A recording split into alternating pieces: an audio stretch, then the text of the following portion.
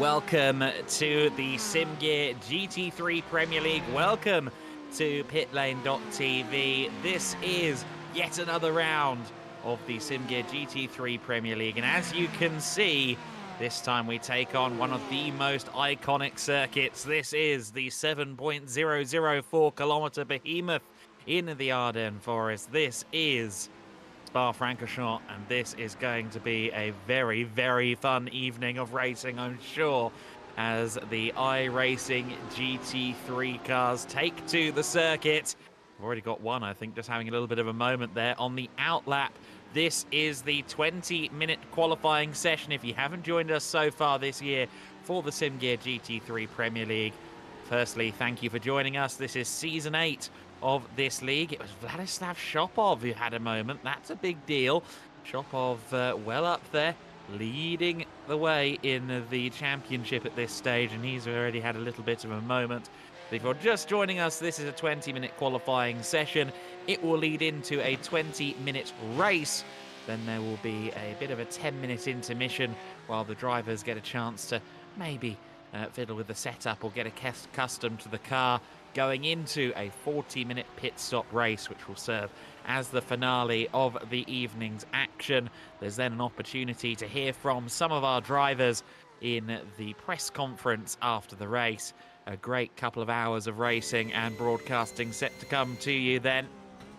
Delighted to be back here again in the commentary box for pitlane.tv. My name is Adam Weller, and we are down a few entries this weekend. If you're not aware, in Bulgaria this weekend it is Easter weekend, so for some of our competitors from the Bulgarian and similar regions of the world, they will be missing. Of course, this is the BULERS, Bulgarian Electronic Racing Series, so we do have quite a lot of Bulgarian racers, and a few of them, I think, are probably out on the town having a very good evening. But we will see a full quota of entries back, I'm sure, in the next few weeks. One driver that we do welcome back is Vasil Jekov in his Audi R8. We haven't seen him for a couple of weeks. All of the drivers have a drop score across the season, a drop round. So your worst result, or indeed the event you decide not to partake in, as long as you only miss one or you only have one bad weekend, you can drop the worst score, even if that score is a 0.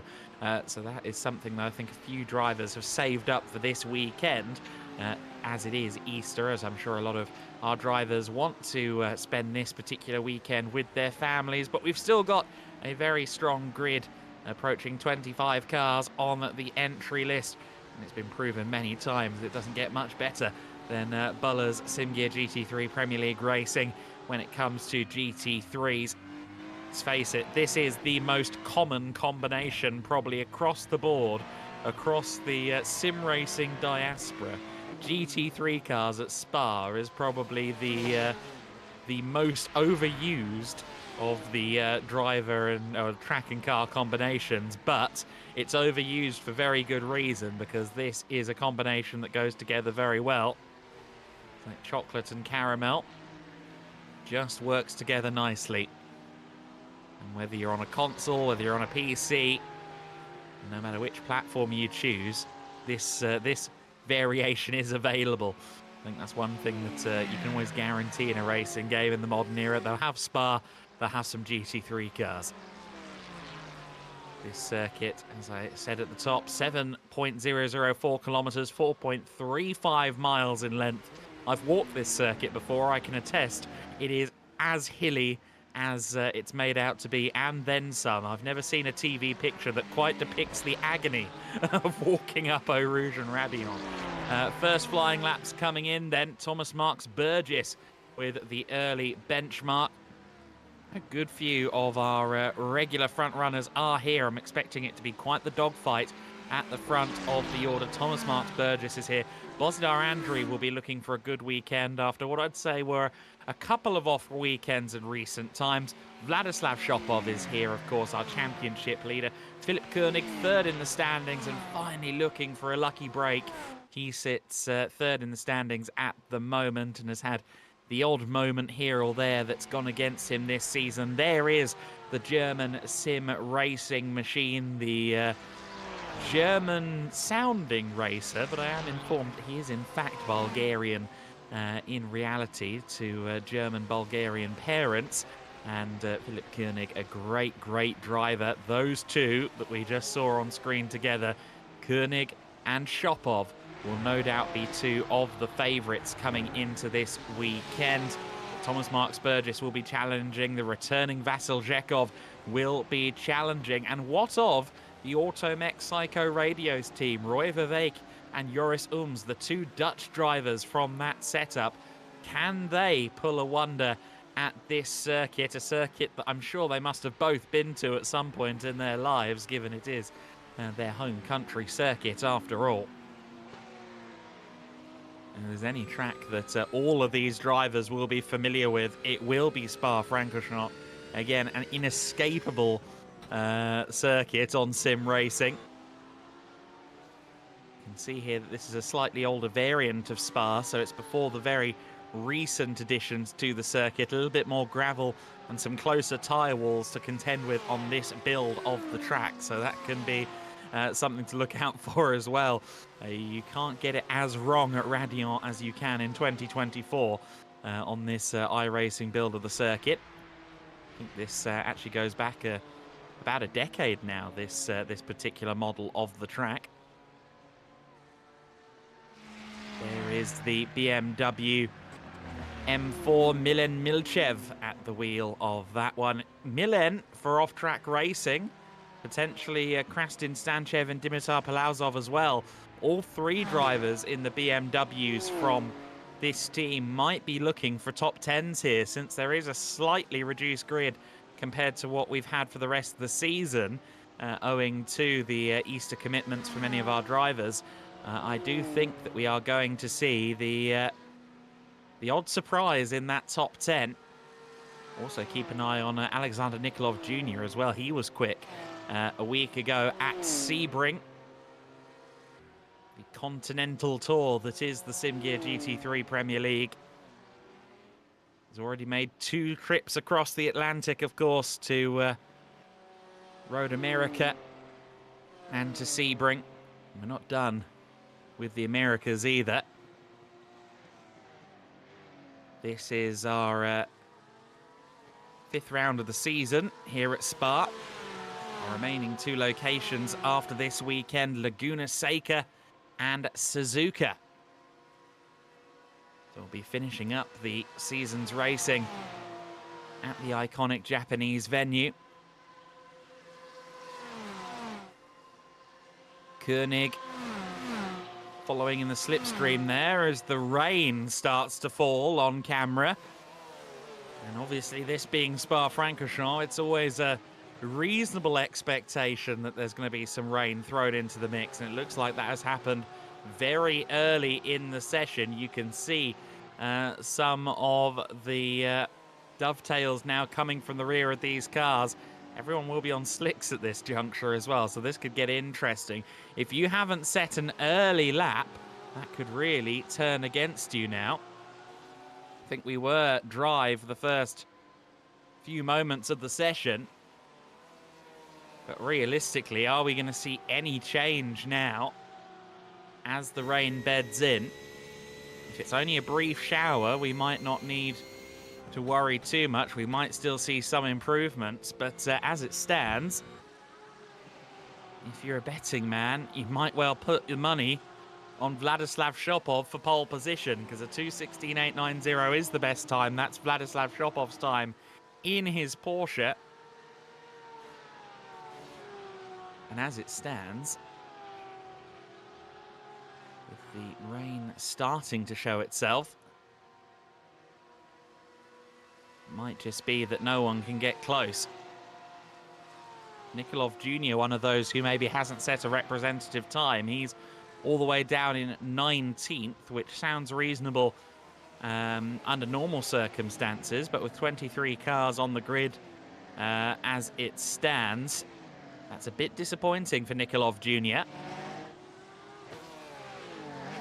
Everybody making way into the pit lane then, and I wonder who's going to go out there and run and who's going to shelter. Certainly those who haven't got much running in so far in preparation for this event would be wise to go out there on the wet tyres in case we're faced with more rain across the race day. And I suspect we might. There's the number 5, Ventsislav Rachinov, currently 5th fastest in the number 5, ironically. So then, with the wet weather playing its chaotic hand, it's Vladislav Shopov who is fastest at the moment. Philip Koenig, 2nd fastest. Connor Brown, 3rd. 4th, Thomas Marks Burgess, an all Impulse Racing 2nd row at the moment, and 3 Impulse Racing cars in the top 4 as we watch Martin MJ Sampson there snaking out of the final corner, trying to set a lap, but again, he will struggle to improve in these conditions. 3rd row of the grid as it stands, Ventsislav Rachinov in 5th position. 6th position, Iordanin Svetanov. Vasil Zhekov, 7th fastest. Andriy Milchev and Yoris Ums rounding out the top 10 at the moment. Now, with Vasil Zhekov, of course, one would expect him to be quite good in these wet conditions. He's got some good rallying experience of his own right, of course. A big part of the Zhekov Rally School. That's why the JRS is adorned to his car. And, of course, the Zhekov Rally School putting their weight behind many of the entries on this grid typically. Although we are down quite a few of the Zhekov entries this weekend. Vasil Zhekov himself is back, but given his rallying experience and given his regular day includes fishtailing a BMW 3 Series around a dirt track, I wouldn't mind betting that Vasil Zhekov can be quick. The 49 heads back into pit lane, the Castrol Porsche. There is Nikolov Jr. in the 120 BMW. 19th is going to be the best he can do unless it clears up. It doesn't look like it's going to. And, well, there's an illustration of just how hard it is to drive wet, slick tyres and wet conditions. Nothing in the way of adhesion or friction for these drivers to work with on slicks.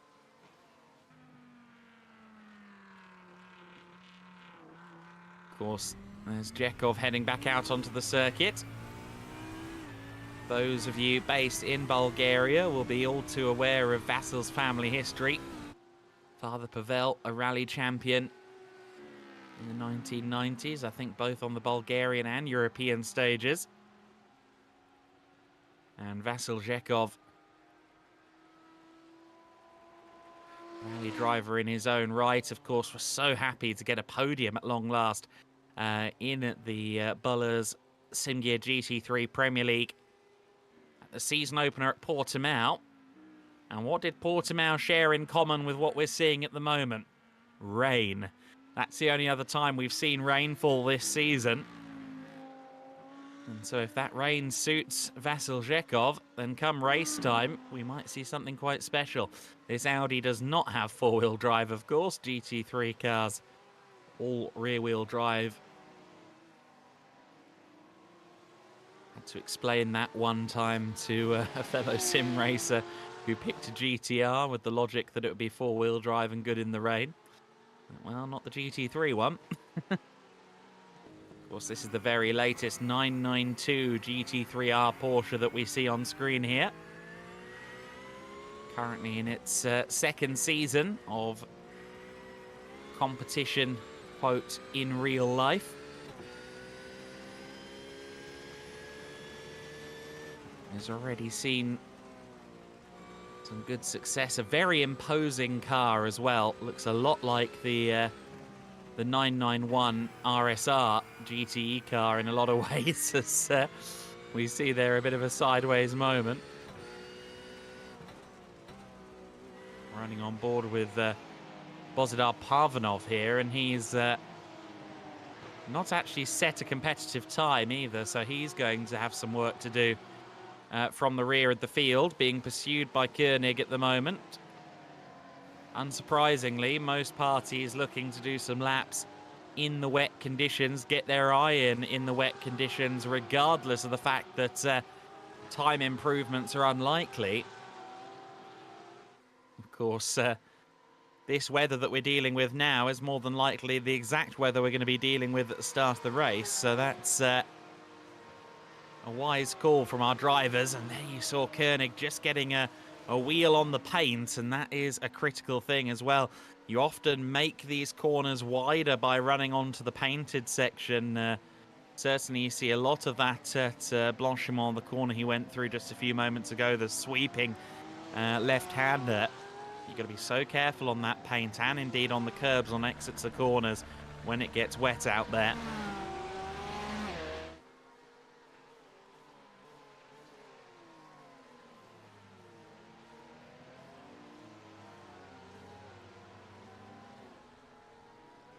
So to recap, Vladislav Shopov with the benchmark time at 2:16.890.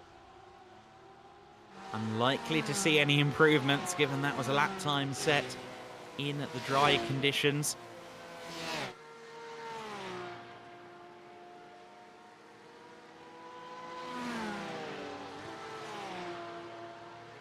So impressive just how far these GT3 cars have come in recent years. If you look back to the early days of GT3,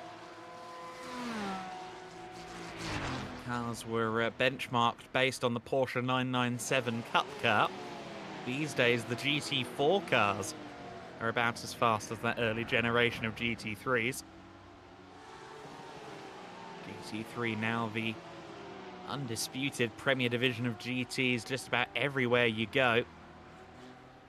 And of the new generation GT3 cars, it's this one, the Ferrari 296 GT3, that's turned a lot of heads in recent times. First time that Ferrari has worked in collaboration with Oreca on a GT3 project. The previous cars, the 488, the 458, the 430, etc., have all been developed by Michelotto.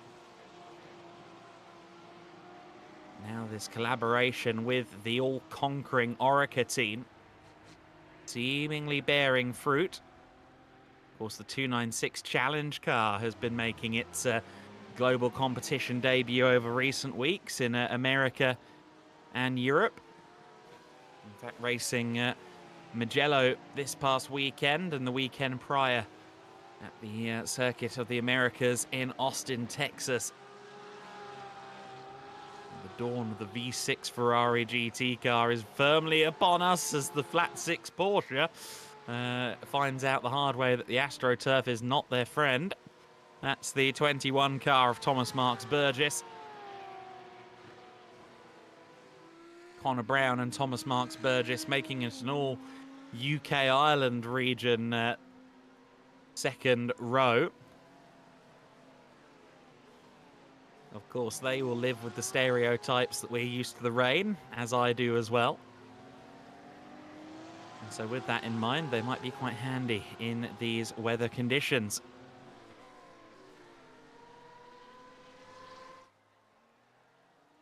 Interesting to look at some of the lap times out there on the circuit. Looks like we're firmly down in the 2:40 bracket for most of our competitors out there on the track. So the wet weather slowing us up by well over 20 seconds compared to the lap times in the dry. Just 20 seconds of this qualifying session left to go. Once that time rolls over 20 minutes, the session is over.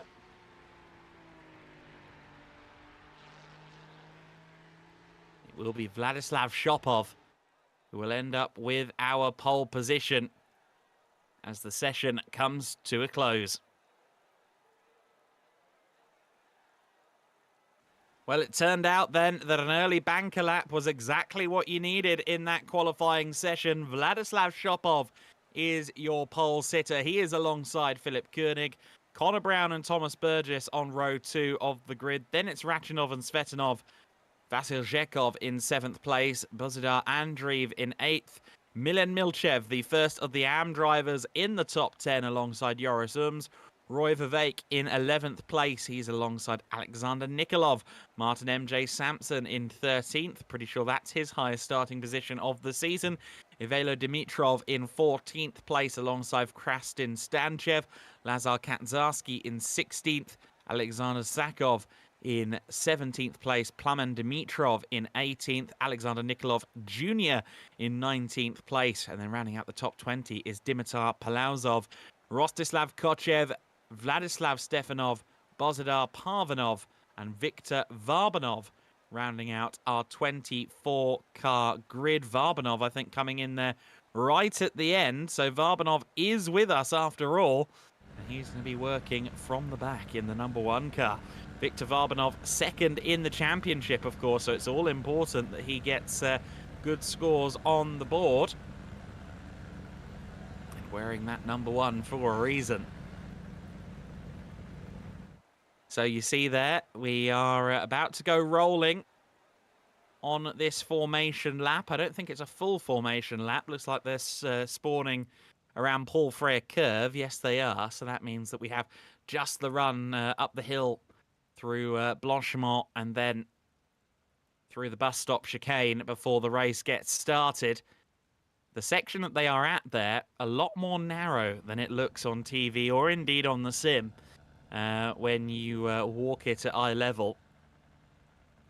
Not much room for error at a lot of places on this Spa-Francorchamps circuit. Even with the enhanced runoff of the modern era, this place takes few prisoners. So then the cars are rolling. Take a quick duck out here in the commentary box. Listen to these engine notes. The race is about to begin.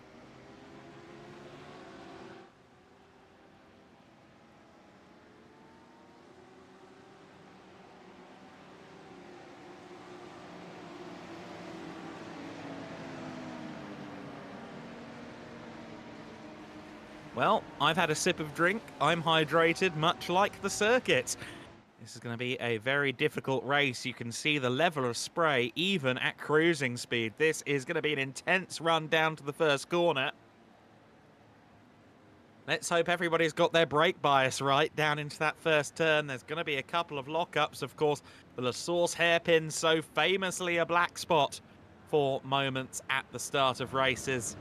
Strap in, everybody. This is going to be a very, very compelling 20 minutes of racing that will begin as soon as they accelerate away. The lights on, we are underway and racing for the first time this weekend in the SimGear GT3 Premier League. Number 2 on the inside line there. That is Vladislav Shopov. He has the high ground into the first corner and he leads the way from Philip Koenig as everybody makes their way very gingerly through the first corner. You can see the standing water on the surface of the circuit. Everybody playing it careful on the throttle, I'm sure. Bozidar Andreev up to 4th position. You just saw the Grello-coloured machine entered under the Rodopa Racing Team banner there in 4th place. Shopov from Koenig, from Burgess, from Andreev, first through 4th place. But where is Connor Brown? Connor Brown has dropped all the way down to 23rd place, so I don't think Connor Brown has had a particularly golden start. Ivelo Dimitrov, I think, may have had a moment further back as well. Dimitrov has lost a few positions there. Everybody's shuffling through. And look at that, the number 1, Viktor Varbanov, is up to 12th place already from 24th on the grid. The JRS vertical grip Lamborghini that will come through shot now. Incredible start to the race for him.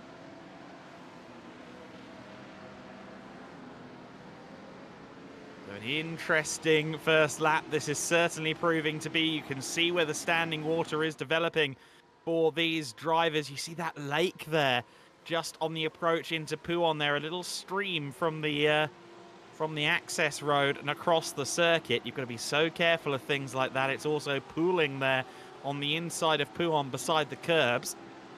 Oh, and a spin further back from one of the off-track racing BMWs. I think that might have been Krastin Stanchev There is Varbanov. He is now into the top 10. 15 places gained in one lap. 24th to 9th. I'll tell you what, I'd like to see an onboard of that first lap at some point, please, Victor. That must be an incredible first couple of corners that you put in. My goodness me. Varbanov then up in the top 10. Vladislav Shopov is your leader, though. Here's Vasil Zhekov in 6th place. Oh, the Porsche getting sideways just ahead of him. That allows Zhekov through into 5th place. Iordanin Svetanov down to 6th position then. It's that easy to lose position. Just a little snap will do that to you. Alexander Nikolov Jr. and Dimitar Palauzov are both dropping through the order at the moment. I think they may have had a moment at the Paul Frere curve. Our leading cars through Blanchimont. Wide there goes the 33. Oh, goodness me. That was Svetanov into the wall hard there. Shades of Kimi Räikkönen. All those years ago in the 2008 Belgian Grand Prix in his battle with Lewis Hamilton. Slightly less high stakes on the first lap of the race here, but all the same, Svetanov has found the wall. Just tried to gun the throttle there on the AstroTurf. Car fought back a couple of times, and despite the best efforts of Svetanov, the barrier waited. That's one slightly banana-shaped Porsche 992.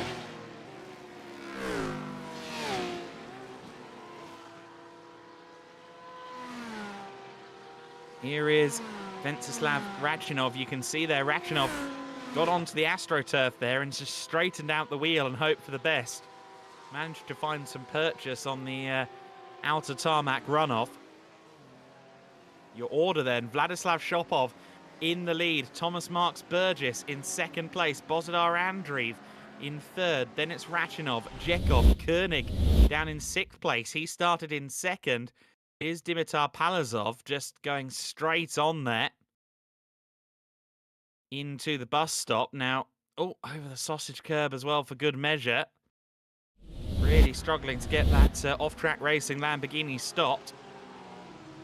So Koenig dropped 4 positions there. I think he lost most of those in the first couple of corners. Koenig then down in 6th place for the time being. Roy Vivek there on the inside in the battle for 13th with Alexander Zakov in the Ace racing car, the Castrol liveried machine. Of course, we've seen that Brad Keselowski is going to be driving a Castrol Toyota-inspired Ford Mustang in the NASCAR Cup Series on the throwback livery weekend in a couple of weeks' time. I believe that's at Darlington. So maybe a bit of a trendsetter there. Zakov in at 14th place. Vladislav Shopov, though, leading by 3.3 seconds already. That is a big gap to have this early in the race. Bozidar Andreev in 3rd place. Ventsislav Radchinov in 4th. And Vasil Zhekov, your top 5 round out there. And he is the only non-Porsche in that top 5 right now. Closing here for 3rd and 4th place as well. Radchinov a lot braver there through Blanchimont, and he got snapped there on the curb.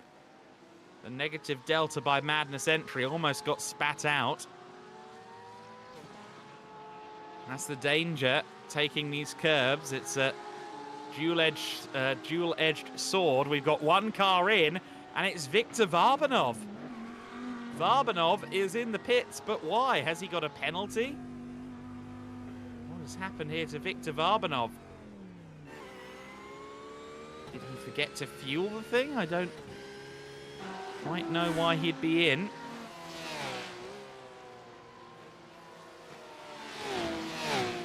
Unfortunately, in the pit lane. It's a big story then. Viktor Varbanov had done all of that magnificent work in the first few laps. He's now back out of the pit lane. Was it then a stop-go or something? I don't think I have any way of accessing that information. But Viktor Varbanov then, with some kind of moment that's caused him to come into the pit lane. He still comes out well ahead of where he qualified, of course. Rostislav Kochev, who would expect to be a a little further up the order. We got a replay of him well down the pack. And as for Vasil Zhekov, this is a big, big snap at Radiant, and that was never going to stay in the right direction. He's down to 8th place now on our timing screens, and we're seeing why. A big moment for the Audi driver there up the hill. We've had another moment as well further back. Alexander Nikolov, again, carbon copy of what we saw basically for Jordan and Svetanov as well, albeit that Ferrari went a lot harder into the barrier nose first, and that car is fairly considerably damaged. All of this, of course, has brought Milen Milchev all the way up into 7th place. So our AM class leader up in P7. He's got Vasil Zhekov just behind him. And then it's the rest of the AM runners following. Bozidar Parvanov in at 9th overall for Breaking Point, and Krastin Stanchev, the other off-track racing BMW, in at P10 overall, and rounding out the AM class podium at the moment. Vasil Zhekov, of course, on the recovery drive. At least he didn't hit anything, so that's a small grace, although it does look to me like the front of that car might be slightly dented in, is it? Looks like it might have had a little bit of contact there on the left front. It definitely did, actually. That's quite badly rearranged. So the Zhekov Rally School Audi is not fully on song at the moment. I dare suggest that in this condition, his father's Audi Quattro rally car would be rather more suited, but nonetheless, he gets past Milen Milchev. So that moves Zhekov back up to 7th place as he recovers his way up the order. Next target, Joris Ums, who's running 6th place. Oh, and the 27 car, Krastin Stanchev, glides across shot there. Stanchev, who was running 3rd in AM, is no longer running that high. He's dropped down there, continues on in 14th position overall. Getting a replay here, and yeah, just too much on the outside line there going into Blanchimont. I think was losing that before he even touched the grass. Heading out of the pits now is Alexander Nikolov Jr. He's been in the pits already in this race, as a few drivers have been. This is going to be a race of attrition. We're not even halfway in just yet. In fact, I think he might be in trouble for how he rejoined the circuit as well there. Looked like he was over the lines to me. Oh, and Viktor Varbanov catching a slide there in the back of shot. He's now running 11th place behind this man, Roy Vivek. Varbanov, the number 1, under some pressure there from one of the others, as we get a look at Joris Ums getting overtaken there by Vasil Zhekov, taking the outside line, the favoured line, of course, in these wet conditions. Here's the battle for 3rd place. Bozidar Andreev being pursued by Venceslav Rachinov. Still 3.5 seconds that Vladislav Shopov has over Burgess in 2nd place. So that gap hasn't grown or shrunk over the last several laps. Get a look now at Alexander Nikolov having another moment in the hastily repaired Zhekov Rally Team Ferrari. Look at all that damage on the splitter. Just lost it. The rear end turned into the corner first on the painted curb, and with the way that corner was approached, it felt a bit inevitable that it was going to end in a spin.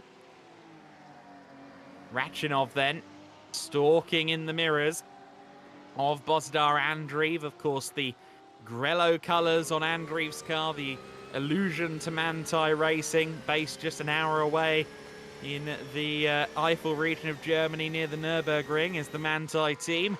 Negative Delta by Madness. Not sure where they're based, but certainly at the moment the number 5 car is based right on the rear of Bozidar Andreev. It's Rodopa Racing Team versus Negative Delta then for 4th position at the moment. And the high ground remains with Bozidar Andreev in this battle for P3. Oh, a bit of contact between them there through the bus stop. Oh, and just losing it there. Rachinov put a wheel on the curb, spun the car, waits quite gentlemanly there for Bozidar Andreev to rejoin, but both of them have lost position to Philip Koenig there. Roy Vivek, meanwhile, trying to hold it here in this battle with Krastin Stanchev. Stanchev Way overshooting the corner there.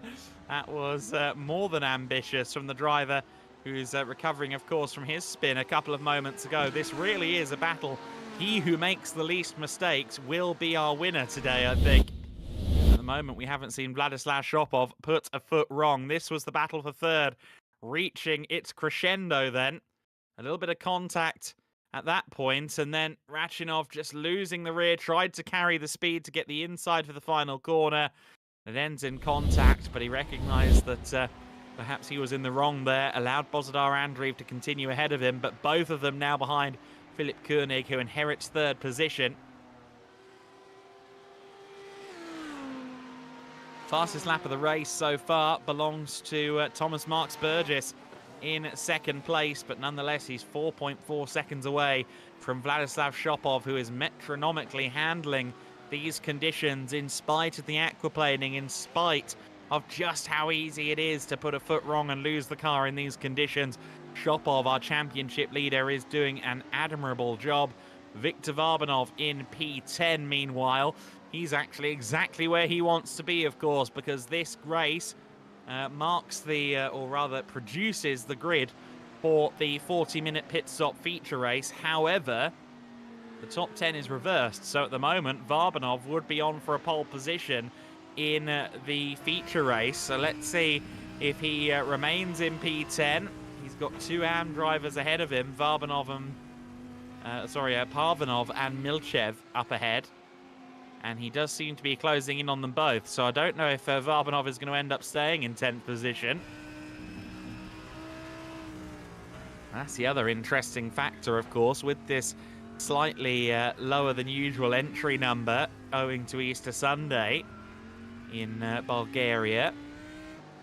The other factor is we could have quite an interesting front row of the grid for this second race. And of course, it'll be all the more interesting if we have a topsy-turvy set of weather conditions for that race as well. There's Vasil Zhekov closing in now on Venceslav Rachinov in the battle for 5th position. Zhekov, of course, still recovering from facing the wrong way at the top of Eau Rouge Radion, and it takes a brave man to get over that in a hurry when you're facing the wrong way. Even on the sim, that's just not a pleasant experience. The Audi there, braking straight and true. Don't want to apply too much steering lock in a braking zone in these conditions. It's all about managing the expectations you have for the car. It can only do so much when the surface underneath is so lacking in friction. And really is an absolute ice skating rink out there at the moment. It's been raining ever since the 5-minute mark in that qualifying session. Dimitar Palauzov showing us exactly what I'm talking about there, just trying to turn in while braking. And the net result there is that it just tries to do too much with the wheels at once and slides onwards. Martin MJ Sampson having a bit of a moment there as well, and then trying to put the power down on the curb. Painted curbs are not our friends in these conditions. It's interesting that I think we've seen Vasil Zhekov on a couple of occasions here using what frankly is the real life wet line, which is what you'd expect him to do, being a driver with real life experience, as Varbanov dives to the inside there for 9th position. So Varbanov isn't holding station in P10. But yeah, we've seen Zhekov occasionally using the wet line as he goes to the inside. Oh dear. That's a lot of contact between the two parties there, Zhekov and Rachinov. Not sure how Rachinov will feel about that one, but Zhekov saw a door open and went through it.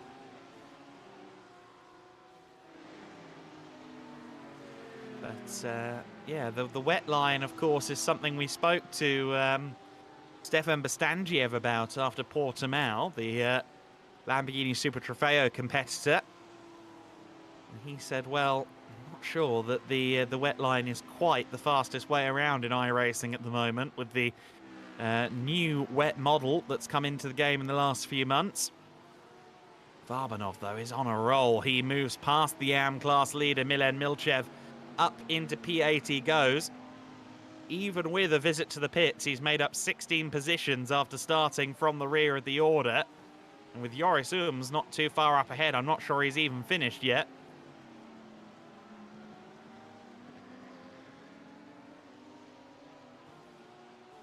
So less than 3 minutes left on the clock. I think we've got 2 laps to go here. Alexander Sakov, unfortunately, has made an error. He was running, I think, just inside the top dozen. He's now down in 14th, but this is a moment at Pouin. Has the unenviable task of reversing back onto the circuit at the apex of Pouin. Hopefully, he did that without collecting anybody else. I think he was in clear track space at that time. Bozidar Parvanov, meanwhile, is making a bid here for the AM lead. Milen Milchev has been losing time ahead of the Porsche driver. Of course, the Porsche, with that weight on the rear axle, can sometimes get some great traction out of the corners that the front-engine cars might be lacking, and this could be helping the Porsche racer on this occasion. You see that the BMW just getting squirrely out of the corner. The Porsche not quite so much. Of course, conversely, through the mid-corner, I'm sure the Porsche is proving to be a bit of a fight at the moment for Bozidar Parvanov. This is the AM class lead battle then. We are on the penultimate lap of the race, so Parvanov hasn't got too long to try and make it through. In fact, we might be on the last lap of the race. I'm not sure quite whether we are going to get one more lap in or not. I think we should just about, but of course, one has to consider the fact that the lap times are so much slower in these conditions. Varbanov to the inside here of Joris Ooms for 7th place. I don't think he's quite close enough, and yes, Ooms is early on the brakes. Ooms was not early on the brakes. In fact, he was quite late on the brakes there, drifts wide at the top of the hill, at the top of Kemmel Straight, but they're side by side, and Varbanov gets it done.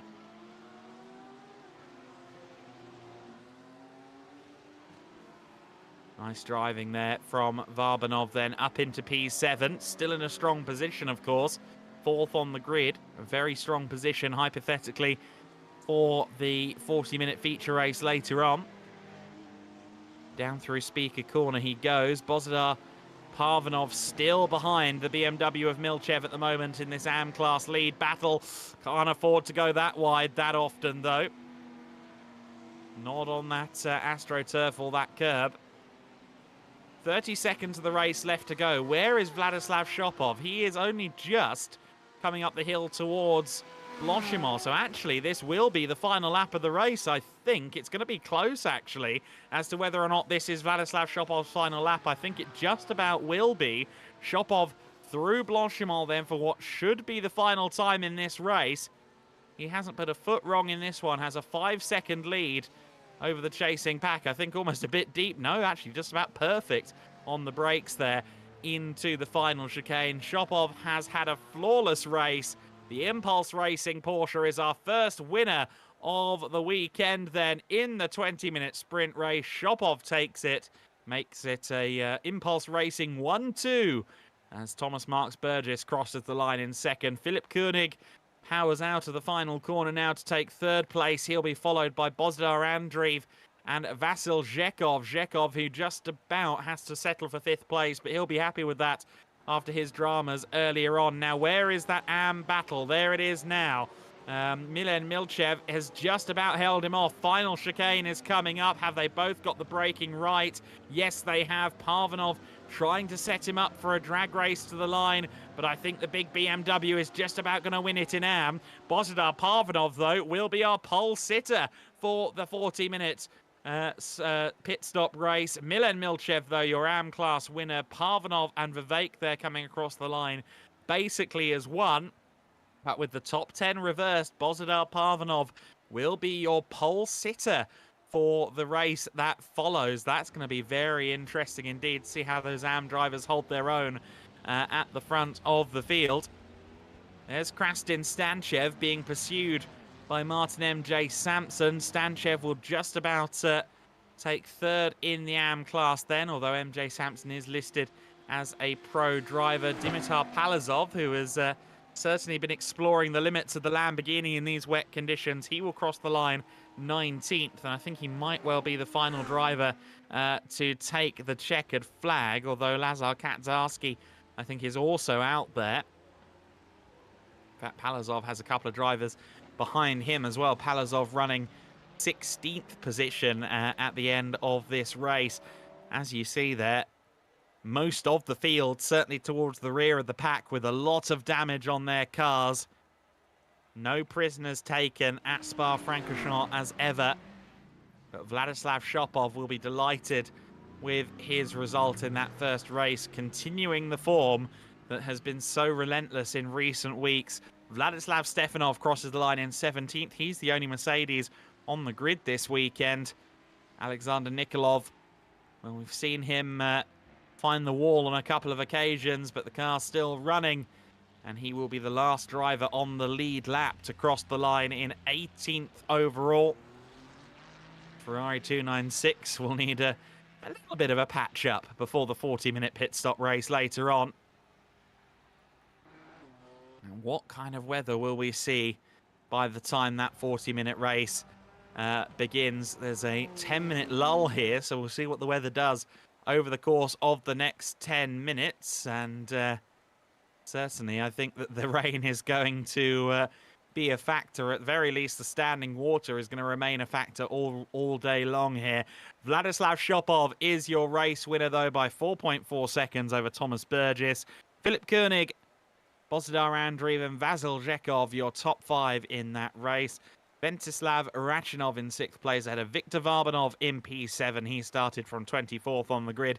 Joris Ums in 8th place. 9th place for Milen Milchev. And Bozidar Parvanov, word to him as well. He started all the way down in 23rd and manages to take 10th place. And more importantly, the reverse grid pole position for race number 2. Roy Vivek in 11th place. Krastin Stanchev in 12th. Martin Sampson in 13th. Alexander Sakov in 14th place. He's ahead of Kostislav. Kostislav Rachev. That's, sorry, I'm getting myself all mixed up. Kochev, I'm sorry, in 15th place. Dimitar Palazov in 16th. Ventislav Stefanov in 17th. And Alexander Nikolov in 18th position. 19th place going to Alexander Nikolov Jr. 20th place to Connor Brown. 21st to Dimitrov. Lazar Kaczarski in 22nd. Svetanov in 23rd place. And then Dimitrov rounding out the 24 cars. But a lot of those cars ended up with damage at the conclusion of that race. We'll be back for more, though. 40 minutes of racing coming up next. And we will have a quick advert break before we take back to the Belgian countryside.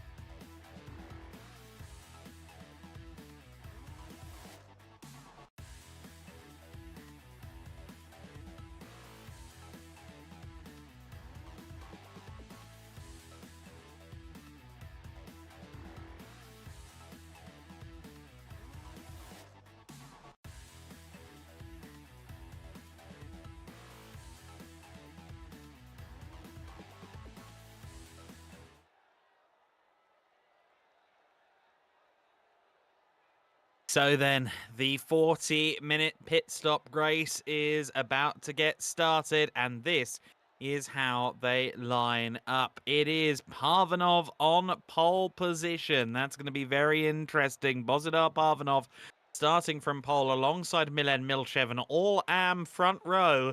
And then it's the Belgian on home turf, Joris Ums in third place, Viktor Varbanov in fourth position. He could be very strong from there. Ventsislav Rachinov in fifth place, Vasil Zhekov in P6. Then it's Bozidar Andreev in seventh alongside Philip Koenig, Thomas Burgess in ninth place, and the winner from race one, Vladislav Shopov, has some work to do from 10th place on this reverse grid format. Roy Vivek in 11th position. He's alongside Krastin Stanchev on row 6. Then it's Martin M.J. Sampson in 13th place. He's alongside Alexander Sakov in 14th position. Rostislav Kochev in 15th place. Expect him to maybe improve in this one. Dimitar Palazov in 16th. Vladislav Stefanov in 17th place. Alexander Nikolov in 18th. The other Alexander Nikolov in 19th place, that junior in P19. Connor Brown in 20th. Ivelo Dimitrov in 21st. Lazar Kaczarski in 22nd. Svetanov and Dimitrov will round out this 24-car starting grid. So then the sun is out here at Spa. The standing water, though, is still very much in at the moment. Are we going to get a repeat, then, of the race we saw in Portimao with the weather conditions maybe turning towards slicks at the end of the race? Certainly everybody is going to be on wets for now, but if we start to see some drivers on the ascendancy later in the race as it dries out, then we might know why. That is, of course, assuming that Spa's famously temperamental weather doesn't throw up some more rain. We've already got a spin at the back of the grid. Ivelo Dimitrov not getting to the start before making an error, and we've got an issue there for one of the off-track racing BMWs. I think that was Krastin Stanchev. In fact, no, it was Milen Milchev. Just didn't get underway. He's gotten swallowed by the pack, and Bozidar Parvanov leads the way then at the front of the order. The BMW there just didn't get started. It seemed like a few cars got stuck behind him as well. But there's your leader. It's Parvanov leading from Joris Ums, and then Philip Koenig in third place. Vladislav Shopov in fourth. One of the drivers that got badly handicapped by the poor start from the BMW was Viktor Varbanov. He's all the way down in, well, it was 10th place, but he's dropping even further because there's been a collision at the top of Eau Rouge Radiant. I think that's also involving Vasil Zhekov, among others. So drama at Eau Rouge Radiant then. A few drivers just now getting back underway. Is that Shopov involved as well? No, Shopov is still running in 6th position. Now let's get a look at this. Zhekov, almost a carbon copy of what happened to him earlier on. Varbanov having a separate incident behind, as is the off-track racing car. I think that might be Dimitar Palazov or Milen Milchev. And then Varbanov just finding the side of Vasil Zhekov as well. But both of them just going off in tandem there. I think Varbanov followed Zhekov's speed into Eau Rouge Radiant and then kind of realised at the same time as Vasil that that wasn't quite going to work. And well, they both hit each other. I think that Zhekov's car should be okay. I don't know quite how much damage there will be besides the visual damage to the front of Viktor Varbanov's car. But, oh, that was a big hit for the number 5 machine. So Ventsislav Rachinov, unfortunately, with a lot of damage, and I think he is in the pits. Nonetheless, then, this is what it looks like further back in the order. Meanwhile, at the front of the pack, Bozidar Parvanov is your leader, and he is, of course, also leading in the AM class, but he's got Philip Koenig right behind him. Then it's Vladislav Shopov, the race winner from earlier on, is already up to 3rd place. In 4th place, despite not getting off the line, Krastin Stanchev is up there. In fact, it was Milen Milchev, of course, wasn't it, who had the bad start. But Stanchev all the way up in 4th position, so he's made up some good ground. He, of course, started outside the top 10. Koenig, though, just taking it easy in these early stages. I don't think he's in too much of a rush to try and get past Parvanov, certainly not at the expense of potentially having an incident. However, he would like to have the cushion that he's currently got, of course, over Vladislav Shopov as this race matures. Koenig there gets the inside line. I think Parvanov, half thinking that Philip Koenig is probably going to get through here, and gives him a lot of room. That's a change then for the lead. Philip Koenig is up into the lead of this race. The AM leader, Bozidar Parvanov, I think made that quite easy for him ultimately.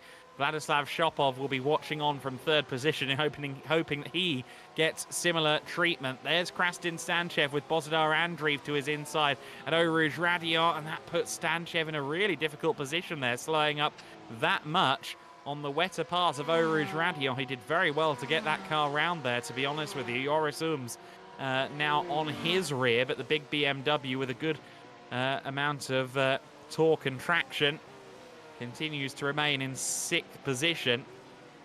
Kochev, Sakov and Samson rounding out your overall top 10. Viktor Varbanov did end up in the pit lane, and Vasil Zhekov ended up in yet another spin, and that one sent the number 5 car as well. Ventsislav Rachinov there, I think, watched that happen and panicked into a spin. Now Varbanov, as I said, is in the pit lane, and well, just before he got into the pits, he had a bit of a slide all of his own there going into the bus stop. So a lot of drivers making errors here on this first lap of the race. It's always drama at the start of these pit stop races. And Svetanov had another moment, as did Jekov. What's going on with these drivers? Both Jekov and Svetanov have had 3 spins on this lap. The 106 car of Palazov also involved in this.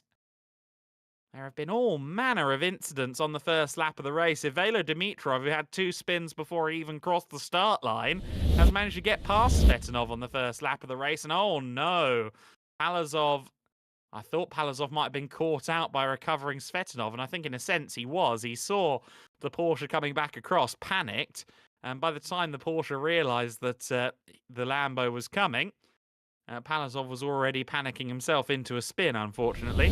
Oh, and Jekov almost got collected there as well. It's just all replays right now because a lot has happened over the last few moments.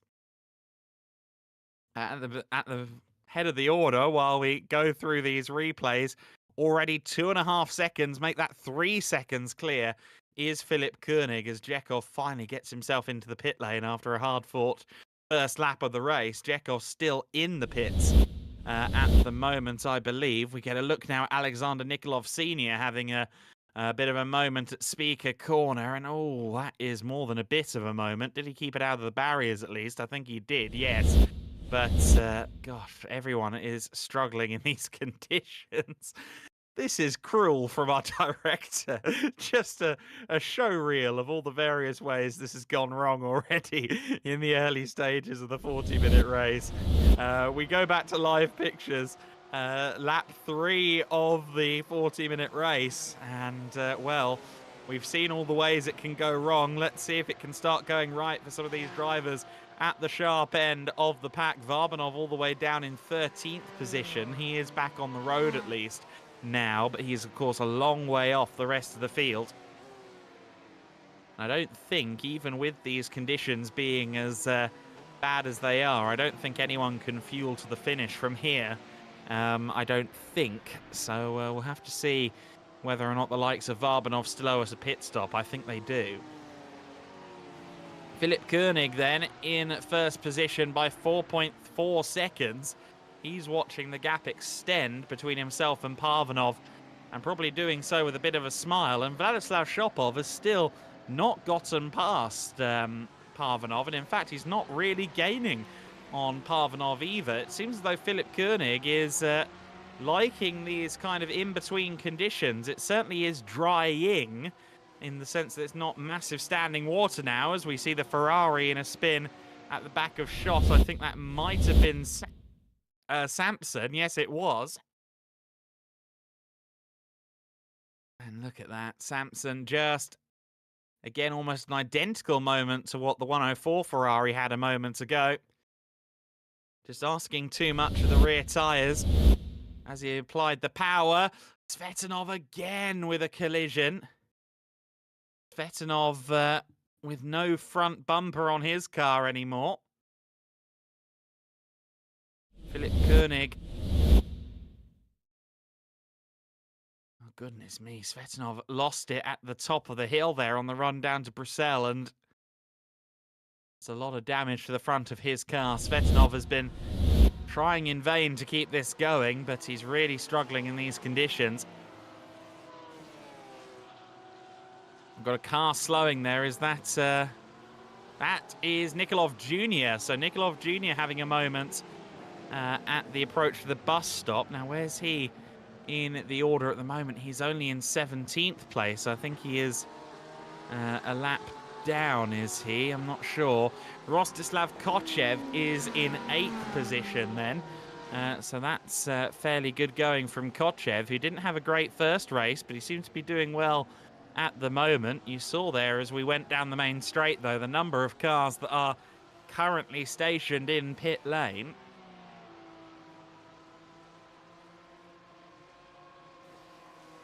And certainly, as it stands, we have had a very difficult race for all parties, except for the select few at the front who haven't made any errors. It's Koenig from Parvanov, your pro leader leading your AM leader at the top of the timing sheet. And look at that gap on the top left of your picture. 8 seconds, almost 9 seconds clear is Philip Koenig. In fact, it is over 9 seconds. Koenig is in a class of his own right now. Thomas Marks Burgess, meanwhile, in 4th place, has caught up to the rear of Vladislav Shopov. Just behind them is the BMW that's a lap down. I think that's Milen Milchev, who's a lap down already. Unfortunately, Milchev's opportunity to start from the front row hasn't necessarily yielded fruit.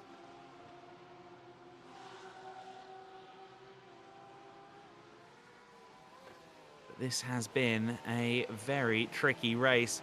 Can fully sympathise with these drivers. These conditions are not easy.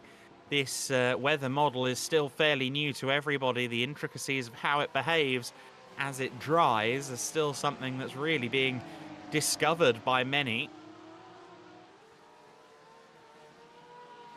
And certainly, while we aren't seeing new rain falling, I don't think, we are seeing it very much stay with us at the moment. It's only listed as partly cloudy on my information on the timing screen, so the weather itself isn't that bad, but it's the standing water from what we've already seen today that is the current obstacle of choice for everybody. Battle for 2nd, 3rd and 4th now closing in together. Parvanov finally getting caught up by the pair of Impulse Racing Porsches. He's been doing a really good job, Bozidar Parvanov, who, lest we forget, came from 23rd to 10th in the first race, the 20-minute sprint. So that's not that much of a surprise that he looks to have the fundamentals in play here on this wet Spa circuit. Still sitting 2nd overall. And importantly, of course, for him, he's got a huge lead over Krastin Stanchev, who sits 6th overall and 2nd in the AM class. For Vladislav Shopov, by some way our championship leader. The dramas we've seen from Viktor Varbanov are certainly a little bit helpful to him, but what's not so helpful is Philip Koenig at the front of the order, building that gap, a dozen seconds between our lead man and this battle for 2nd place.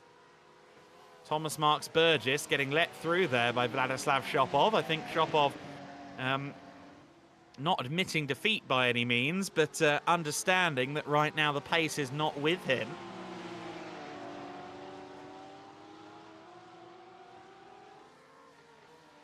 Word to Lazar Kaczarski as well, 10th position at the moment and 3rd in the AM class. I think this is the first time all season that we've seen Kaczarski running in the top 10, but he has got Alexander Nikolov Sr. just behind him.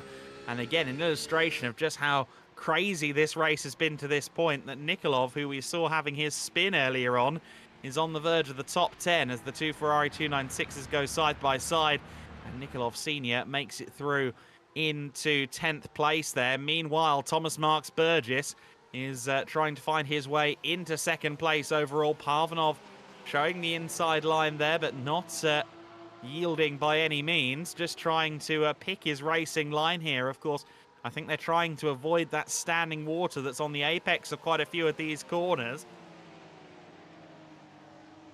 And Parvanov doing a very good job of keeping his Porsche right in the way of Thomas Marks Burgess. And Burgess won't begrudge him that. He's got every right to race him. And they're still side by side as they now come out of Paul Frere Curve, past the kart circuit and towards Blanchimont. Burgess on the unfavoured outside line. He's going to be careful here not to end up on the AstroTurf. He's later on the brakes into Blanchimont, gets through into second place. A little bit of contact between them, raising the heartbeats. But Burgess getting through into second place. Parvanov doing a really good job here. Remains, of course, your AM leader, but still running competitively with the fastest drivers in the SimGear GT3 Premier League right now, proving just what he's capable of in these wet conditions. Vladislav Shopov is there behind him in fourth position. Bozdar Andreev rounding out your overall top five, but he's a long way back from these. You just saw him about 5 or 6 seconds back in the rear of Schott, but 15 seconds is now the gap between Burgess, who's now inherited second place, and your race leader, Philip Koenig, who is on his own postcode at the moment around this circuit. Oh, and a lot more speed taken there by Vladislav Shopov through Eau Rouge Radion. And he did very well there not to collect Bozdar Parvanov, who wasn't quite as quick through the corner. They just about managed to stay in the right direction. Now Shopov with a run as they come up the Kemmel Straight into the braking zone of Lecombe. Let's see, has he got it done there? Yes, he has. Nice driving from Shopov. As long as he gets it stopped for the second apex, which he has done, he now makes it 2 Impulse Racing cars on the podium.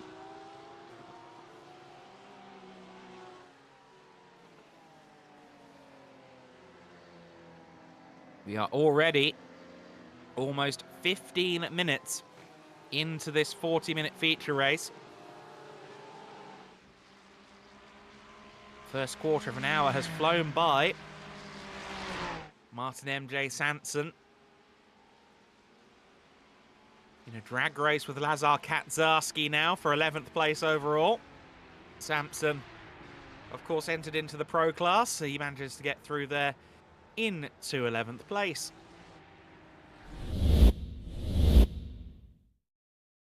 And we have a replay here of Vivek getting very loose there at Paul Frere Curve. Well, oh gosh, Paul Frere literally wrote the book on Porsches, but that's not how you get it through that corner.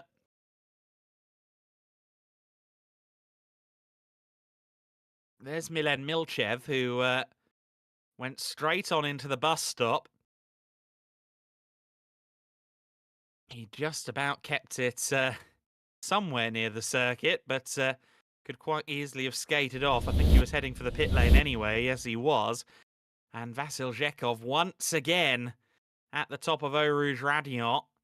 Looked for a moment like he was actually going to style that out into a very impressive slide, but sadly, he found the wall instead. That was a heavy, heavy impact for Vasil Zhekov.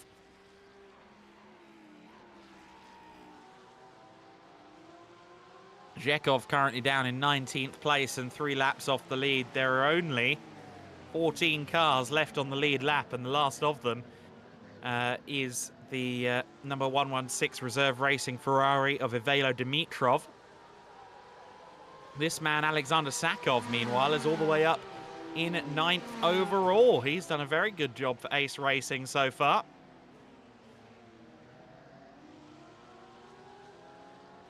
This is the battle for 6th position in the race then. Joris Ums just ahead of Rostislav Kochev at the moment. Krastin Stanchev in 8th position, still second among the AM class runners.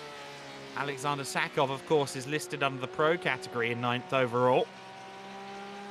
Joris Ums there, straight lining the top end of Eau Rouge Radion. I think that's netted him a slowdown penalty, so he drops down behind Kochev, and he may well lose out to both of the cars behind as well. Joris Ums out-dragged by the BMW. What about the Porsche? No. Joris Ums remains in 8th position then, and oh, goodness me, Stanchev a little bit sideways there. Parvanov is, of course, your AM class leader. He is some 15 seconds clear of Krastin Stanchev at the moment.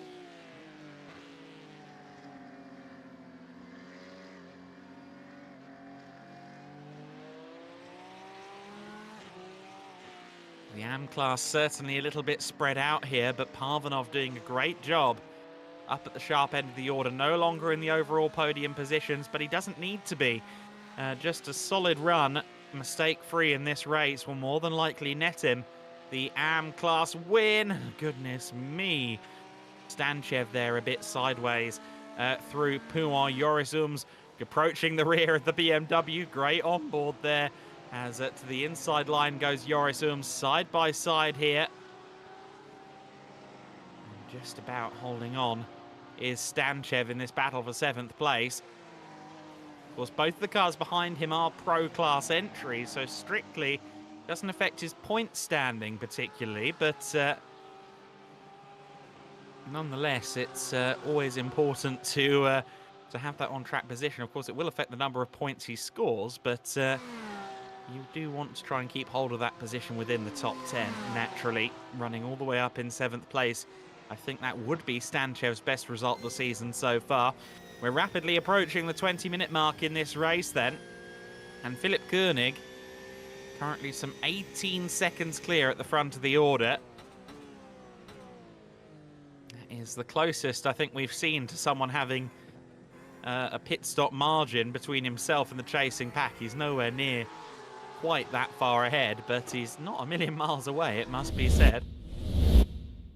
And oh no, the continued adventures of Vasil Zhekov. I think this is the 4th time we've seen pretty much this exact moment, and oh, goodness me. Yeah, that Audi is not going to be returned to the customer racing department under warranty, I don't think.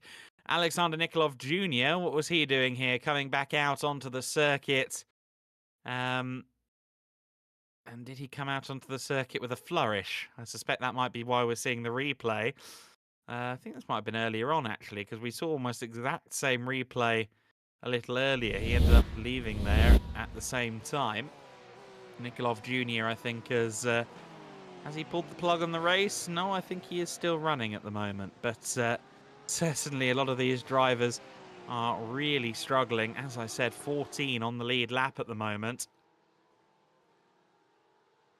And in fact, it's about to be 13 on the lead lap. I think Avelo Dimitrov is either already been passed by Koenig or is about to be. Yorisums, meanwhile, still pressuring Stanchev. Looks to the inside there at Speaker's Corner, or No Name Corner, if you prefer. Nikolov Jr. is still out there. We just saw him facing the wrong way. Yorisums to the inside line of Stanchev then. That's a move for P7. Nicely done by Stanchev. Now he's got to worry about Sakov behind.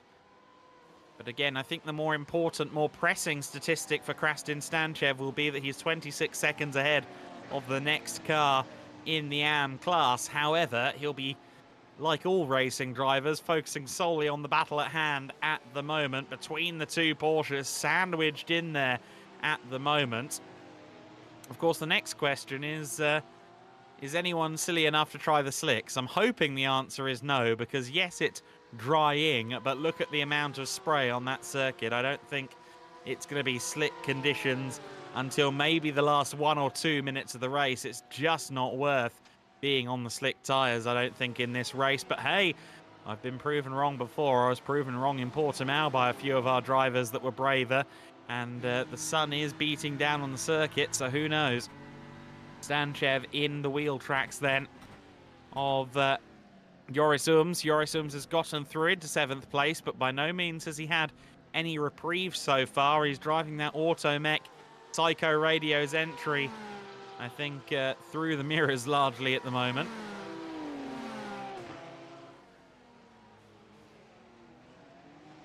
Castrol Porsche of Sakov just sitting behind Stanchev at the moment. Of course, that's the Ace Racing entry, Alexander Sakov. Alexander Nikolov now rounding out the overall top 10, of course, after his move on Lazar Kaczarski earlier on. That's Nikolov Senior. Here's Milen Milchev having another moment, just snapping there at the top of Eau Rouge Radiant. And finding the wall once again.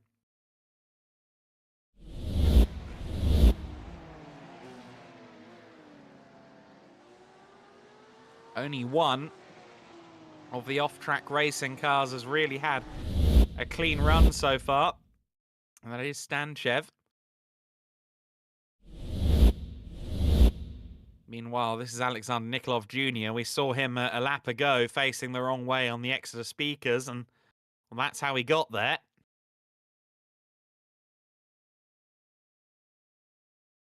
Quite an easy corner to get wrong in actuality. I think it kind of tempts you into taking it with more speed than you actually can. It's a deceptive corner.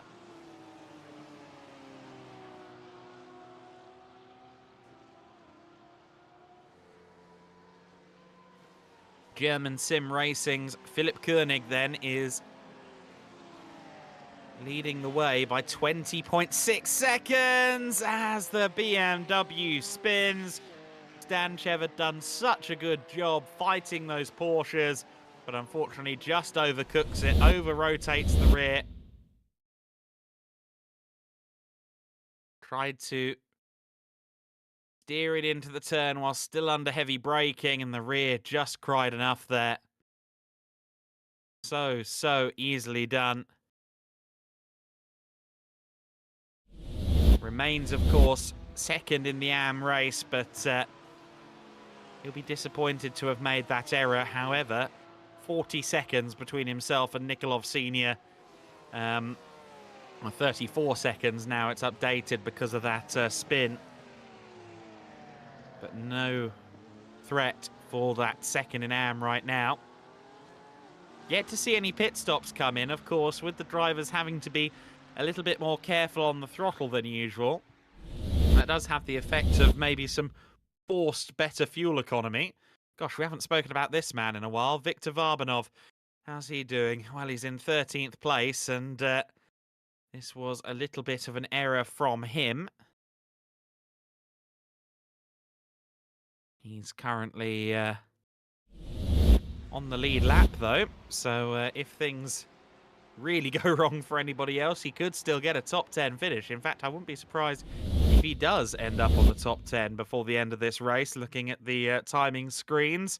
Bozidar Andreev there getting past Bozidar Parvanov, so Parvanov putting a foot wrong there at the top of Eau Rouge Radion.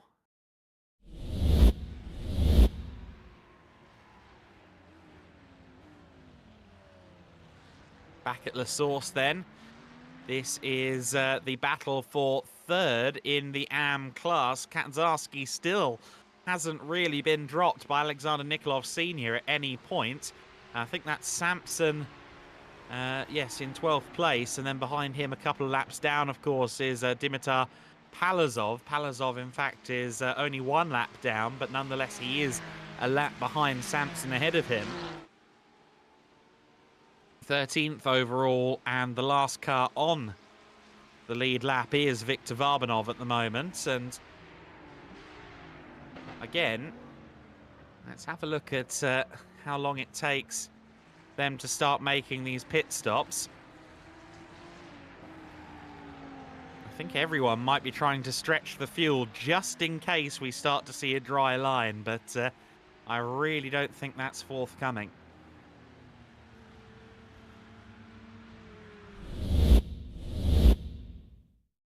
Here is Vivek, who's managed to lose his front splitter, or rather his front bumper. I think the splitter is still just about there.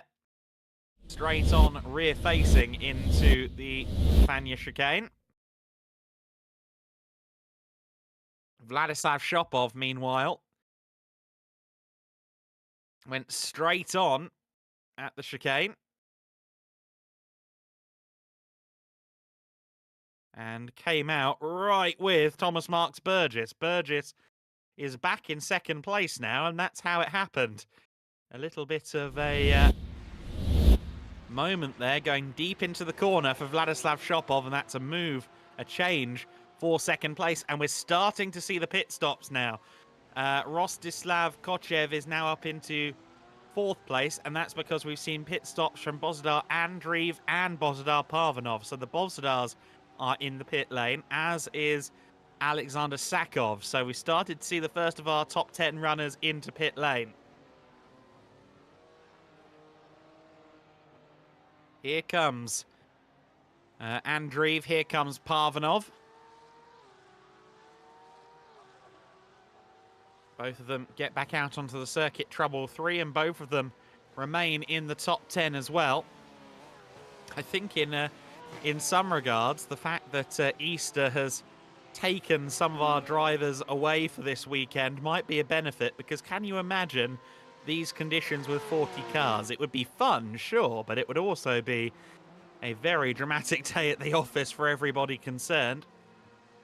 Still got a long way to go, though, with just over 11 minutes left in this race, and still a majority of the field yet to serve a pit stop, as Bozidar Andreev there goes wide and allows Parvanov back through. So Parvanov on fresh rubber continues on his merry way. Now Philip Koenig, one would expect him into pit lane this time by.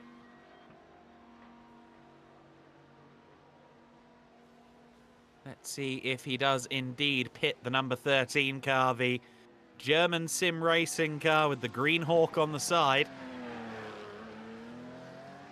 Does indeed come into pit lane. Will Burgess and Shopov follow? I suspect they will. In fact, no. By the looks of it, Burgess is continuing on. In fact, no, gosh, he's so far behind. It tricked me, actually. I thought that was Burgess in second place, just behind him, but no, no, no.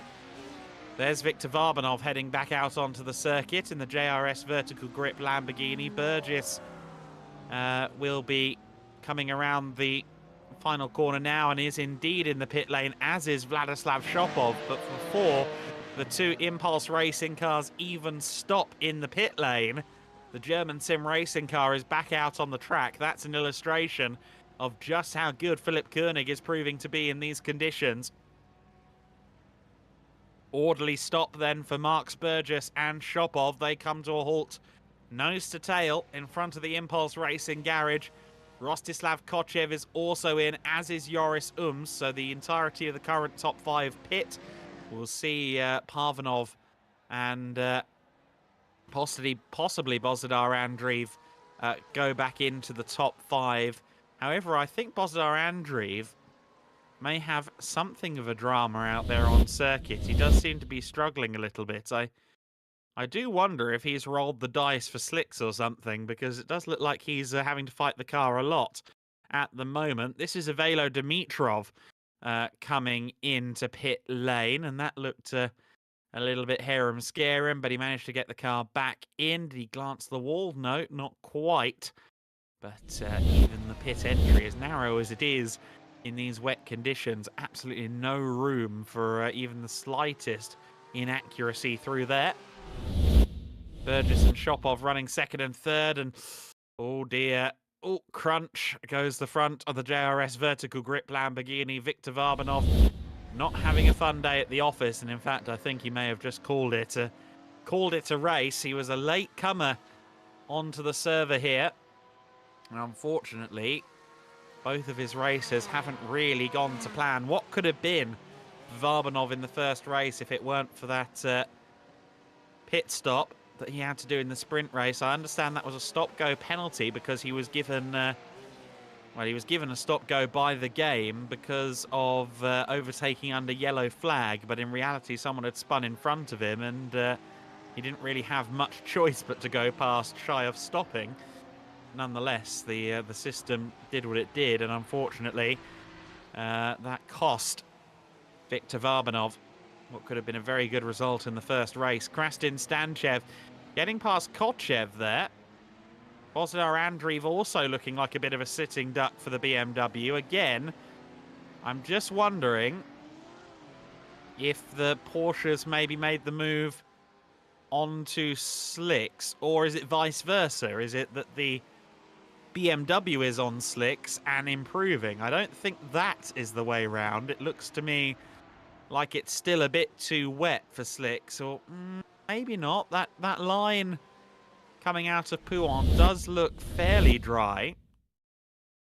Lazar Kaczarski understeering through La Source.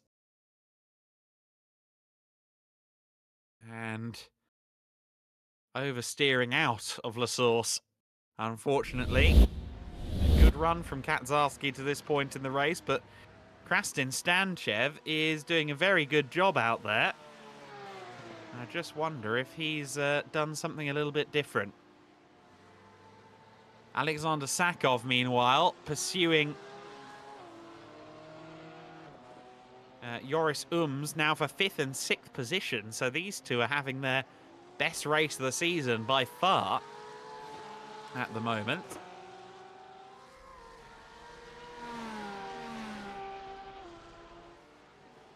Sakov is just pursuing Joris Ums. Meanwhile, still going at it for 2nd and 3rd are the Impulse Racing Porsches. Thomas Marks Burgess ahead of Vladislav Shopov. And not again. Oh, Vasil, this has not been his race. That Audi, unstable at the top of Eau Rouge Radio, and he was followed off in sympathy there, I think, by the number 5 car again of Venceslav Rachinov. Yes. In fact, no, that was Svetanov, sorry. So 2 drivers who've had a number of incidents in this race adding to the tally.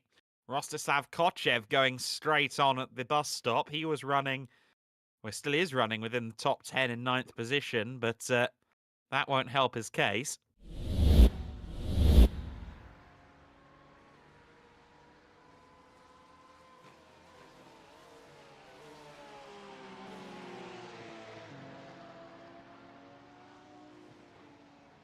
Here is the battle then for 2nd overall. Look at that gap, though, to the leader.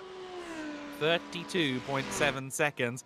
There's Alexander Nikolov Sr. getting past the Chekhov Rally Team Porsche. So the 2 Chekhov Rally Team cars switching positions there. And you would not, under normal circumstances, put your money on Kochev being overtaken by Alexander Nikolov, but that's exactly what we just saw. Again, I'm just wondering if some of them have expected what we had at Portimao and seen the opportunity to move on to slicks and are now struggling for it, because there are certainly some drivers who just don't have the pace underneath them. The last lap for Bozdar Andreev is a great example, a 2-minute 58. In 5th position, Joris Ums' last lap was a 3-minute 4. The fastest times are high 230s, low 240s. Alexander Sakov there, just watching the BMW drift wide. That was one of the back-marking cars. I think that might have been Milen Milchev. This, of course, still the battle for 6th overall. Here's Bozdar Andreev.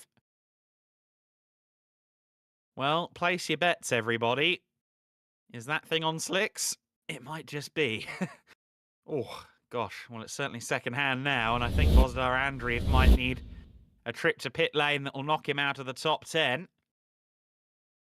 Vasil Zhekov's incredibly redesigned Audi having a moment at the bus stop. The Zhekov Rally School entry has pointed in just about every direction so far today.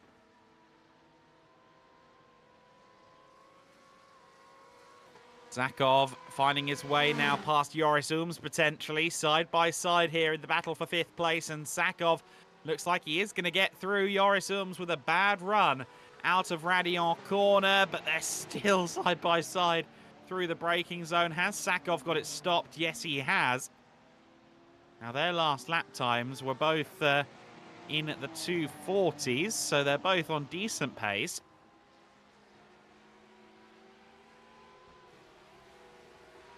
There's Alexander Nikolov now hunting down Bozdar Andreev, who, of course, we saw have that drama on the previous lap. Nikolov could yet end up with a finish in the top 8 even. He's already well in the top 10. Now some 7 seconds clear of 10th place man Martin Sampson. Vladislav Shopov, meanwhile, with a very good run out of Paul Frere Curve. We've got 2 minutes and 15 seconds of this race left to go. I believe we are on at the final lap of the race for Philip Koenig. Penultimate lap for these drivers. They'll begin their final lap this time across the line by my maths, but Burgess and Shopov still very close together. Of course, we heard last week that these two very much orchestrating everything in their group chat, but I'm sure they're racing hard at the moment. Rostislav Kochev into the bus stop, and that did not want to stop.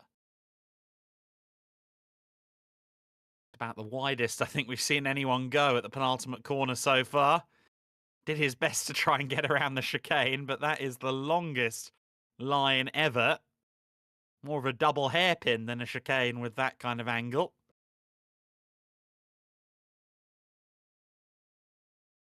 Alexander Nikolov, meanwhile, has gotten past Bozidar Andreev. So Nikolov and Andreev currently swapping positions out on the circuit. So they've now switched back to Bozidar Andreev in 8th place, as we see Roy Vivek four-wheel drifting through Eau Rouge and Radiant. So that was a change briefly for 8th position, but now Nikolov has fallen back behind Martin M.J. Sampson. So it looks as though Nikolov may have put a foot wrong and ultimately lost out there, but he will remain 10th overall in theory. Meanwhile, Philipp Koenig is just a few corners away from the most dominant victory of the season. 36 seconds clear of Thomas Marks Burgess. He's alluded previously to a relative lack of practice compared to the other front runners in the series, but something tells me he's used to the combination of GT3 and Spa because, well, I mean, look at this performance. Koenig has been on a roll in this race. Over the curbs he goes. You can see the confidence in the car. He just looks like he's in a completely different league. Goes through, and Koenig, with his best weekend of the season in the SimGear GT3 Premier League, a first place in the all-important feature race. A great result for Philipp Koenig in German sim racing, but it will still be a good result for Impulse as well. Thomas Marks Burgess looks like he's going to lead Vladislav Shopov home, 2nd and 3rd place. They go through Blanchiment for the final time. Burgess just a couple of car lengths ahead. Shopov too far back to make a move into the bus stop on this final lap. Through they go, the two blue and white and black machines. And sure enough, Shopov follows Thomas Marks Burgess home, 2nd and 3rd place, but Shopov will still have a comfortable championship lead. In fact, even more comfortable given the issues for Viktor Varbanov. Bozidar Parvanov, though, with the performance of the day in my book, outside of perhaps Philipp Koenig. A 4th place finish overall for our AM race winner. He barely put a foot wrong in that race. That was a very impressive result from the driver. Went from 23rd to 10th in the first race. That netted him pole position, of course, on the reverse grid for this feature race. And yes, he eventually fell off the podium after running 2nd early on, but 4th place is a very good finish for him. Stanchev will be across the line next. Sakov and Ooms have already crossed the line. Stanchev will take 2nd in AM. Martin M.J. Sampson, meanwhile, with a late charge, trying to get past Bozidar Andreev here, side by side. And look at that, Vasil Zhekov still pushing on as well, even though he's many laps back. He's not involved in this battle. And Sampson may actually be thinking, well, what are you doing? Don't attack me. I'm trying to race Bozidar Andreev at the moment. But Sampson with a nice run there through Blanchiment, a lot quicker than Bozidar Andreev, and he gets it done. Martin M.J. Sampson there absolutely nailed his colours to the flag and really went through it through Blanchiment. A lot more confident than Bozidar Andreev, and that will be 8th place for Martin M.J. Sampson and Automech Psycho Radios. That's 2 of their cars in the top 10, with Joris Ooms finishing in 6th place. But Martin Sampson, I think, will be very happy with that. That was a very strong run through Blanchiment there right at the end. And did we get one last moment for Vasil Zhekov? I think we might have done. Yes, we did. And it involved a sausage curb, but he just about got the car stopped and avoided Bozidar Andreev. Andreev crossed the line in 9th. ahead of Rostislav Kochev. We've had just about everybody across the line already then. Drama galore at Spa-Francorchamps. We may not have had 40 cars on the grid, but we had drama for 80. Philip Koenig, 35 seconds clear at the sharp end of the order at the end of that race. Only 3 cars finishing within a minute. That is incredible. Burgess and Shopov in second and third place. Parvanov winning AM in fourth position overall. Sakov in fifth. In sixth place. Stanchev taking seventh ahead of Martin MJ Sampson, Bozidar Andreev and Rostislav Kochev rounding out your overall top 10. Alexander Nikolov Sr., unfortunately third in AM, but did lose out on the overall top 10 towards the end of the race. Lazar Kaczarski in 12th place. Palazov in 13th. Ivelo Dimitrov in 14th place. Milen Milchev in 15th. Viktor Varbanov 16th. Roy Vervaek in 17th place. Vasil Zhekov carried on going no matter what. He finished in 18th place. Svetanov 19th. Nikolov Jr. in 20th place. Rachinov 21st. Stefanov 22nd. Connor Brown, who we'd expect to be quite quick. He unfortunately was only 23rd. I don't think he even took the start, actually. And Dimitrov rounding out our 24 cars on that graphic. Well, in the next few moments, we will start to hear, I think, from some of our drivers, but goodness me, what a race that was. It was a head-scratcher, I think, for a lot of them, trying to keep it on the road. Drying line, but a lot of standing water around the circuit as well. It flattered to deceive. It looked like it was getting drier on the racing line, but a lot of that circuit was still mighty treacherous. I think everybody stayed on the wet tyres. We also had that perplexing lack of getaway from Milen Milchev, and I didn't spot that at the time. The number 5 car of Rachinov was in a spin before they even got to the first corner. Even before they got there, it was proving to be tricky. We are joined, though, in the commentary box by Bozidar Parvanov. I have to say, that was, I think, the drive of the day there. You had an absolutely great run to fourth position. We're up there in the overall podium slots for a lot of the race. You just kept it clean, and ultimately, not many people managed that, but talk me through the conditions in that endurance race. It looked really tricky out there.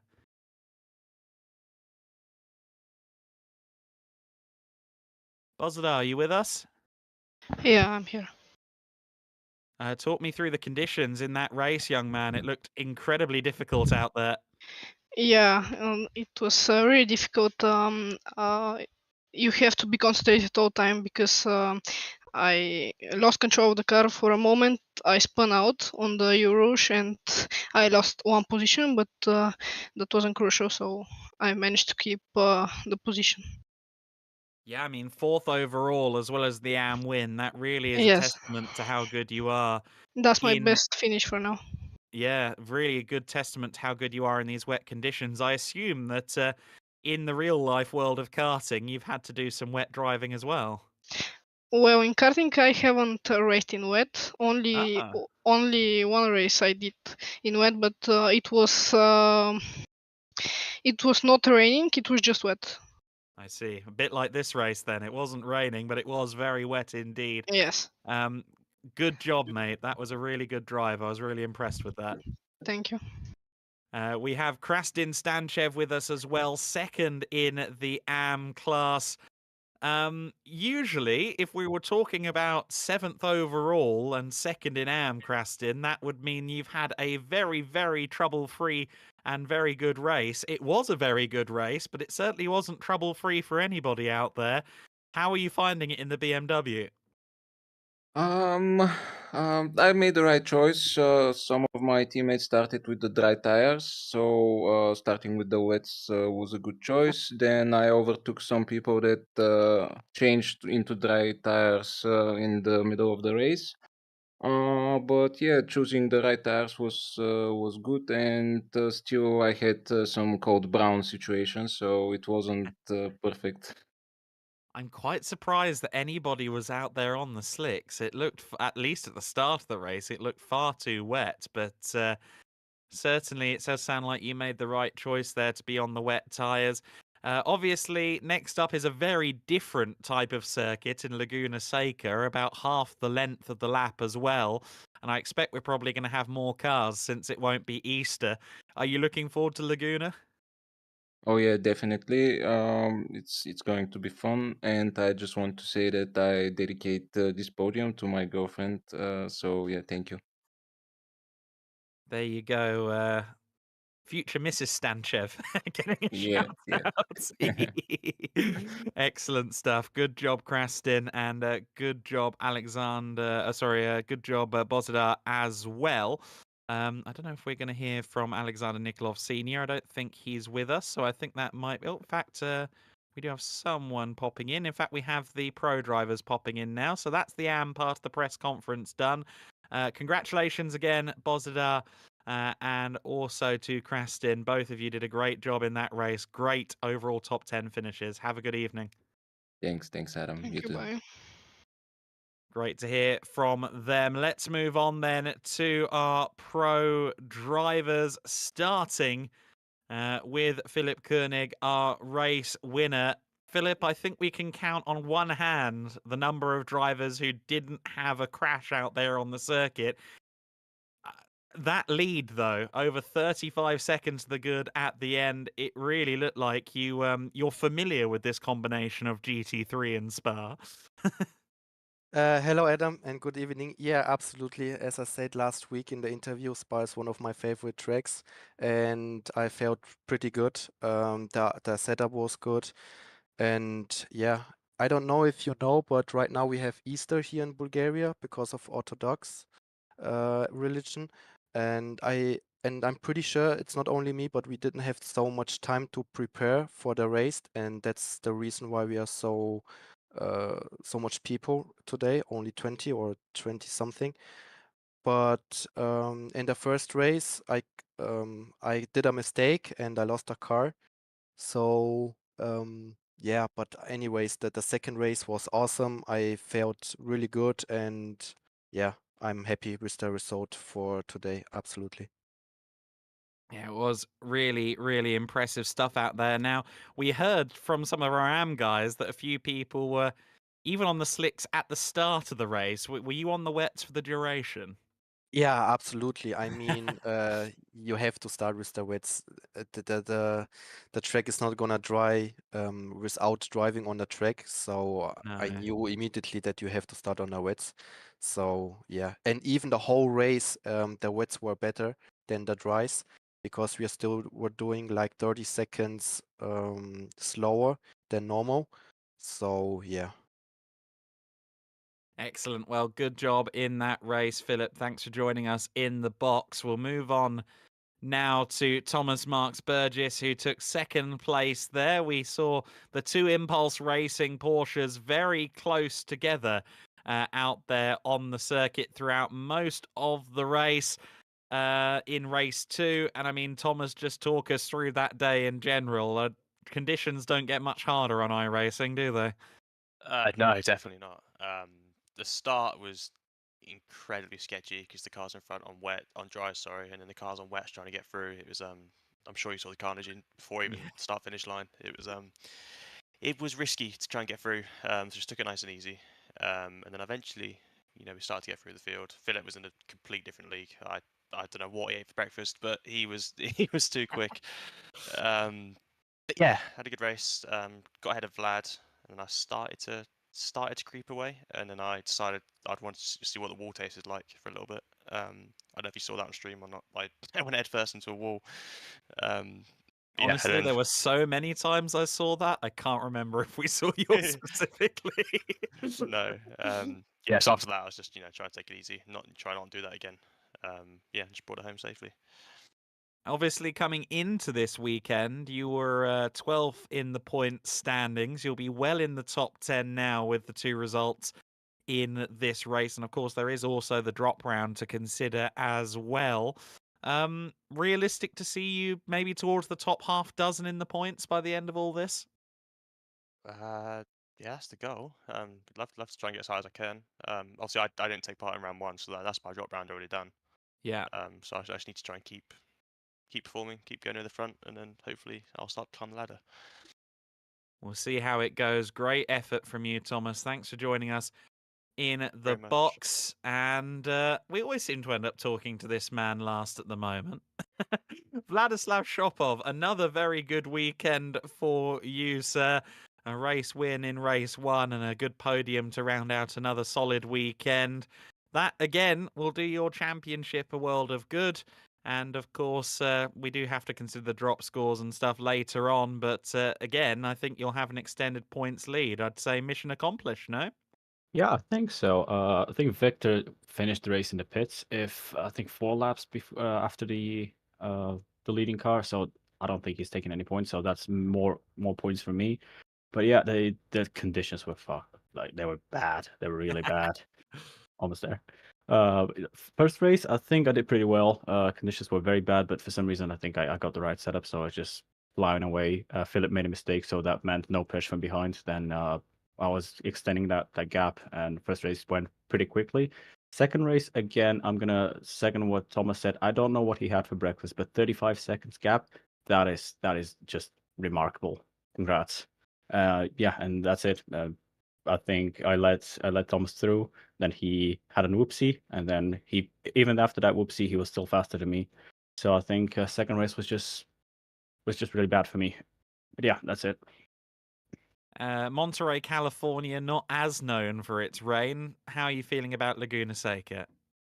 Hoping for no rain, but yeah, feeling very, very good.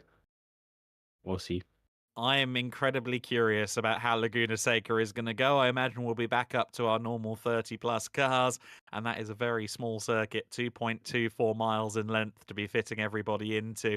It's going to be exciting. Our Pro Class podium, well done, guys. And yeah, we'll try and figure out what Philip Koenig's diet is on wet weather race days before the next round for everybody's benefit. Thank you, guys. Have a no good worries. night. Let me know. Thank you. Bye. Excellent job. Thank you guys for joining us in the Pro Class press conference. Thank you everybody on pitlane.tv for joining us for this stream. The BULERS SimGear GT3 Premier League has just 2 rounds to go. Vladislav Shopov has a comfortable championship lead, but how will it look coming out of Monterey, California? Join us at the same time next Sunday to find out how we go at Laguna Seca.